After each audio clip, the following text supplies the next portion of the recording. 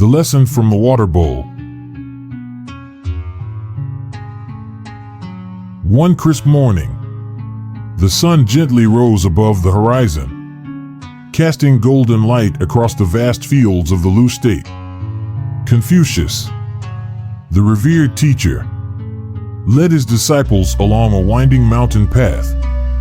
He had promised a profound lesson that day, a lesson about self-reflection. Excitement buzzed among the students as they speculated about the wisdom they would learn. Their journey brought them to a small stream. The water flowed gently, crystal clear, like a natural mirror reflecting the heavens above. Confucius stopped, his gaze meaningful as he looked at his disciples. He sat by the stream, picked up a small wooden bowl, and filled it with water. Holding it aloft, he asked, "Look into this bowl of water. What do you see?" The disciples leaned closer, their curiosity piqued. In unison, they replied, "Master, the water is clear. We can see our reflections." Confucius smiled faintly but said nothing. He began to gently stir the water in the bowl, creating small ripples that quickly turned the once clear water murky. Then, he posed another question.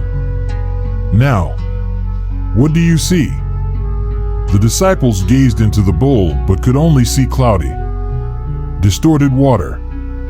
One of them spoke hesitantly, "Master, we see nothing now. Everything has vanished." This time, Confucius placed the bowl down in front of him and waited patiently as the water settled.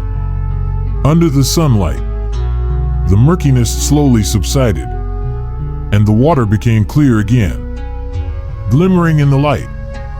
He turned to his disciples, his deep voice resonating like the flowing stream.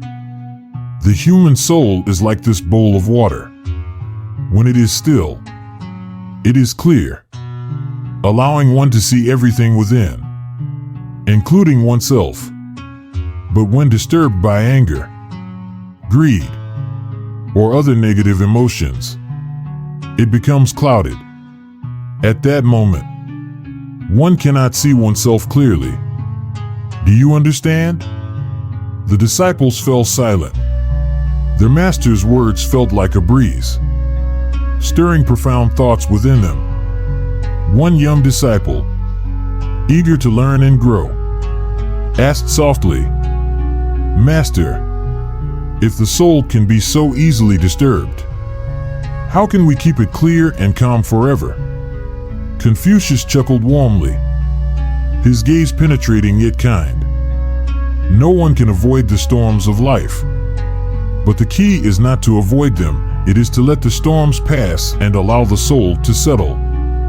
Let your soul be like this stream, always flowing, always renewing. If you do not cling to negativity, your soul will naturally regain its clarity." He gazed thoughtfully at the distant mountains, his voice growing contemplative. "The disturbances in your soul do not come from the world around you, but from within. Anger, greed, envy, these are the winds that churn your heart. To keep your soul clear, you must learn to let go of such things." Another disciple, older and visibly weathered by life's challenges, spoke up with a hint of despair. "Master, I understand the need for a calm soul, but life is full of chaos and storms. How can we maintain tranquility when everything around us is in turmoil?" Confucius picked up a small stone and tossed it into the stream. The water splashed and rippled outward. He said, "Life is indeed like this stream, always encountering stones that create ripples. But look, does the stream stop flowing? The ripples eventually fade, and the water continues on its path. The same must be true for you. Do not let external disturbances halt your journey. Be like the stream, keep flowing. No matter how fierce the storm, It cannot change your essence. His words illuminated the minds of the disciples like sunlight breaking through the clouds. They watched the stream flow steadily, its clarity undisturbed by the ripples caused by the stone. Confucius lifted the bowl again, now filled with crystal clear water, reflecting the sunlight like a precious gem. He raised it high and declared with conviction, "Remember this, all chaos is temporary. If you let your soul settle, time will bring clarity. Do not fight against the storms, nor hasten to stir them further. Let your heart be still, and the truth will reveal itself." Wisdom does not come from chasing peace, but from learning to live with the storms. The disciples bowed their heads in silence. Their master's words felt like seeds planted deep in their minds, destined to grow into trees of understanding in the future. On the way back, no one spoke a word. Only the sound of their footsteps mingled with the gentle murmur of the stream. Yet, in their hearts, Confucius' words resonated loudly, etching themselves deeply into their souls. They knew this lesson was not just advice, but a guiding light for their lives. The stream continued its endless journey, its soft murmur like the laughter of nature itself.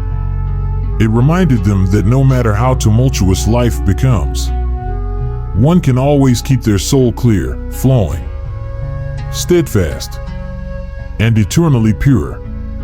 Conclusion. This story is not just a moral lesson, but a beacon for navigating life's challenges.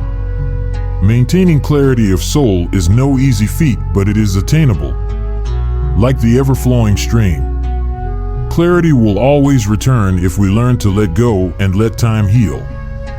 Be like the stream, steady, resilient, and perpetually renewing in the face of life's trials.